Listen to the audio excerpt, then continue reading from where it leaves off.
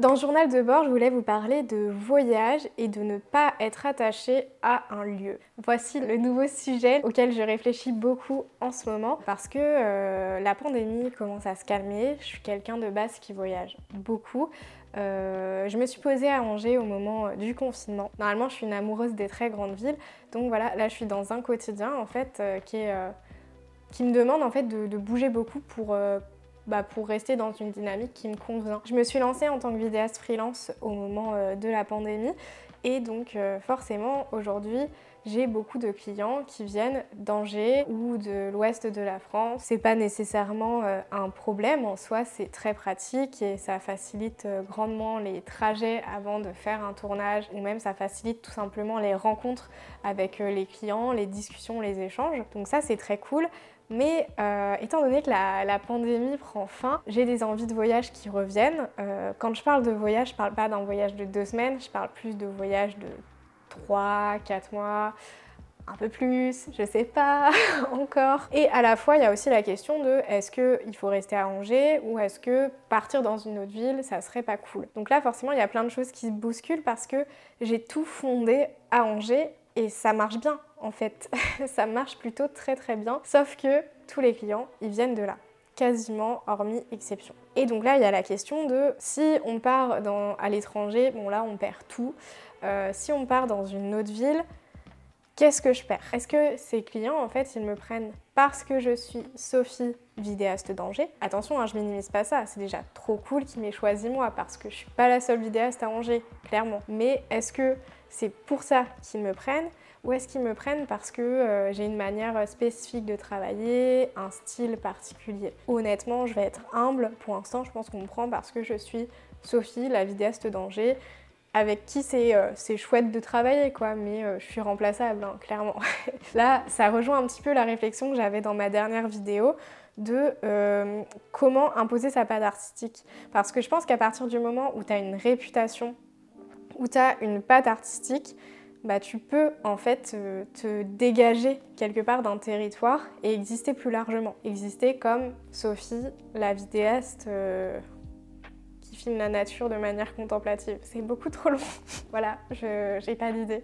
Mais dans l'idée, vous avez compris, j'ai envie d'être définie non pas par mon territoire, enfin par où j'habite, mais par ce que je fais. Et je pense que c'est une des clés pour pouvoir s'ouvrir plus largement au monde et à la création, davantage au fait d'être artisan. Dans le sens que t'as plein de vidéos, t'as pas de patte artistique. Bon, tu fais un film institutionnel d'une boîte ou tu filmes un restaurant, même si tu peux un peu mettre ton style, il y a quand même des codes qui ressortent souvent. Donc voilà, c'est actuellement quelque chose que j'ai envie de développer. Récemment, je suis partie 1 mois et demi à Montréal, donc en février et mars, et c'était trop bien. C'était pour moi finalement une reconnexion avec le voyage, avec le fait de partir longtemps, et j'avais pas vécu ça depuis 2019. Et ça me manquait de fou, mais en même temps, j'ai perdu l'habitude. Je pense qu'on est plein à ce niveau-là. Mais ouais, j'avais vraiment perdu l'habitude de voyager et de m'autoriser au fait de ok, tu peux partir longtemps en fait. C'est ok et tu verras plus tard ce qui se passe. Après, forcément, hein, quand on a un métier,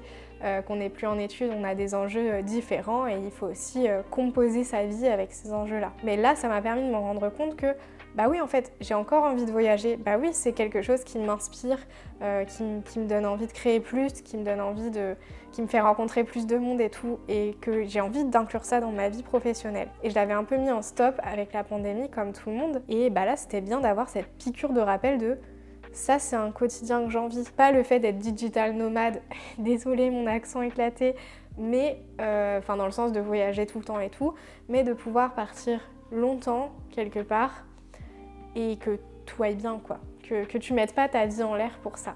Et donc, en partant à Montréal, c'était un test pour moi, 1 mois et demi où tu laisses tes clients dans la nature. Qu'est-ce que tu vas perdre, en fait? Et la réponse est pas grand-chose, mais en même temps pas gagner grand-chose non plus, dans le sens que j'ai perdu juste 2 contrats. J'ai prévenu mes clients assez en amont, hein, je pense 2-3 mois avant de mon départ sur ces périodes-là. Ils étaient au courant, du coup ils m'ont pas embêté sur ces périodes-là, ils m'ont laissé tranquille. Puis quand je suis revenue, j'ai retravaillé avec eux. Donc là j'ai plein de contrats, enfin j'ai plein de choses qui se passent sur les prochains mois, c'est bon, je suis tranquille. Néanmoins, j'ai perdu 2 contrats avec des nouveaux clients en partant, ou alors ça m'a rien fait gagner, on va dire, de partir à Montréal. Finalement, c'est assez nuancé le résultat de ce voyage, c'est que j'ai rien perdu, j'ai rien gagné non plus, j'ai stagné pendant 1 mois et demi. C'est comme si pendant 1 mois et demi, j'étais partie en hibernation et que je revenais. Et donc du coup, tout se repasse à nouveau, la plupart du temps, à Angers, à mon retour. Et ça, c'est flippant de fou.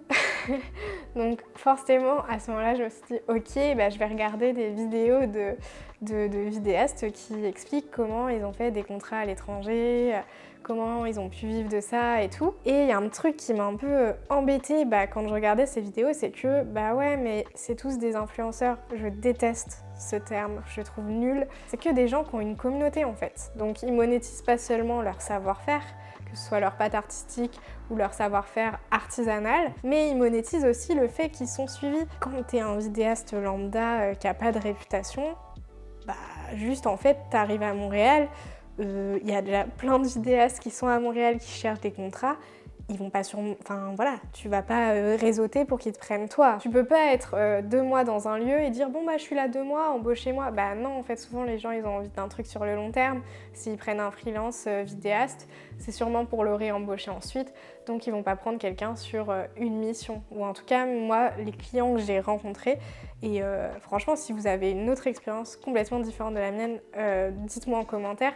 Mais en tout cas moi, les personnes avec qui je travaille cherchent des gens avec qui ils vont retravailler.